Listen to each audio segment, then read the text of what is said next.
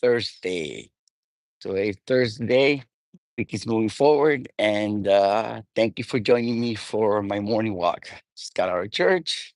Now I do a little morning walk and try to keep up doing that morning lives every day in the morning as we walk and get our thoughts through. Right. So today they asked me, asked me, we're going to talk about, so been asking me, because we know the Feds cut the rates a quarter of a point. And how does that affect you? And so we'll talk about that, right? So the Feds did cut the rates by a quarter of a point, and they also announced that they will be cutting the rates, or they might cut the rates two more times before the year's over. So when the rates, first of all, the Feds, when they cut the rates, that affects short-term loans. That affects credit cards. That affects bonds. That affects short-term lending. Mortgages, let's remember, are long-term because of 30 years. So mortgage rates are, they don't go by what the Fed rates go. They basically are longer term. So they are more in looking into what's the long term. So, and immediately, as soon as the Fed's cut rates, you're going to see a benefit as a normal person. We're going to see interest rates in your credit cards go down, and any short term things will definitely down. Now, the rates with the mortgage already they calculate this at a longer term.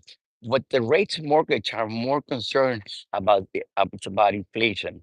Because if there's going to be inflation is going up, then the mortgage rates tend to go higher because investors want to protect themselves from that inflation. We also saw that there's no inflation, right? So we have seen the rates already. There's not a direct. There is a correlation, but it's not a direct correlation when it comes to the rates. When it comes to mortgage rates, I do feel that the rates will be still on the six to the end of the year.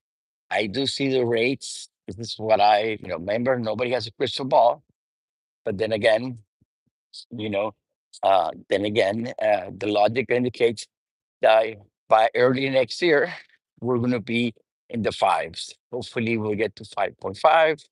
I don't see us going back to any rates like before, like three or four.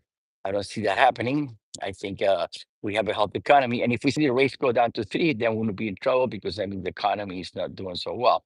So, uh, in putting it in in a short term, so the rates went down. That is great news for all of us because we all got credit card debt, right? And that's gonna definitely you're gonna feel that right away, some kind of reaction to that. When it comes to loans, right, or long term lending, because remember your mortgage is considered long term, right? That you're going to see it's already baked. It's already like they say those they're ahead of the curve. They have been coming down. We're still in the six, right? We'll see. Remember, I will see if they lower the rates two more times at the end of the year. We don't see that, but we do expect the rates to stay at 6% for the rest of the year, which is basically what 2 3 months, and then next year they'll start coming down. Now we should get to like maybe 5.5 eventually by mid year next year. Now, and that's because we have not just because of the rates, but it's because of inflation, because we've been keeping inflation down and the more so right. Because remember, investors that are doing long term, they keep an eye more on inflation because inflation goes up, right? That means they want to protect their loans or their investment that they have on the market by you know, by raising interest rate. That's why we saw on the Biden era, problem with Biden was inflation was going up and he couldn't control inflation. Then the rates, you know, uh, yeah, kept going up. So that is part of the reality that we're seeing. So as it pertains to you, quickly, right? We're going to get a benefit because we all got credit card debts. When it comes to rates, we're going to be still 26. But having said that, guys, remember that we're really we are this is from past data. Once we hit the five, interest rate's going to be like 5.9, 5.8, 5 point, on the fives. That's when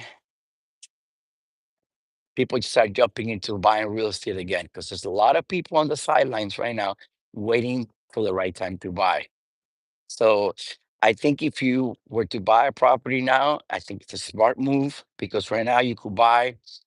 I keep saying prices are not going down in most areas, right? Depending on the area you are, but there's not that much movement. There's not that many transactions. What does this mean in plain English? It's that you're able to negotiate and buy a house, right? Or deal with an owner who's selling you a property and have some kind of normal negotiation, without putting pressure on the whole negotiation. Remember back in a couple years when it was pretty much of a uh, seller's market, you were competing, you were putting an offer, you were competing against all their other offers prices. So this gives you some stability, because when the five hits, we're going to see like the herd. We're going to see everybody getting into the market. We're going to see a big, big jump.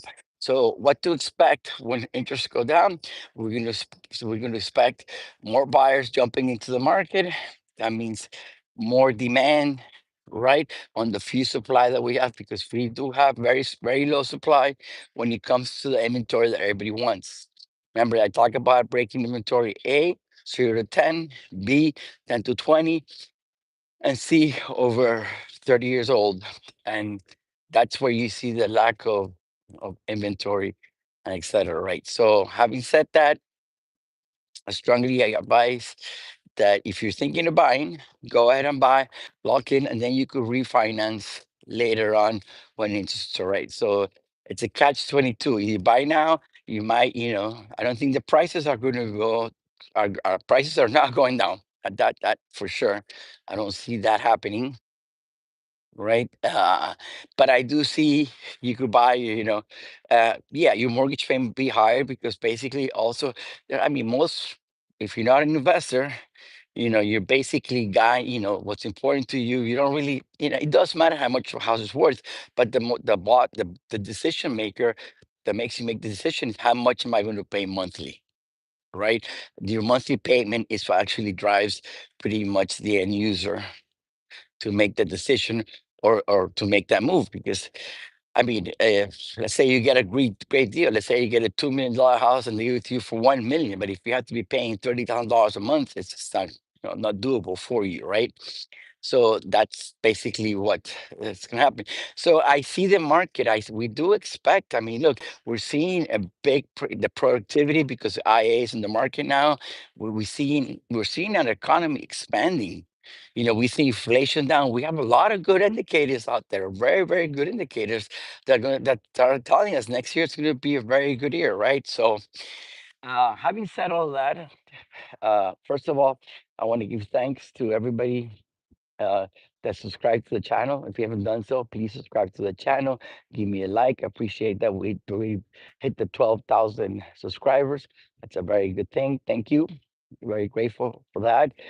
Also, don't forget, no, don't forget, but yeah, remember my book came out a month and a half ago, and something I got a call yesterday from for the realtors at the magazine for an interview.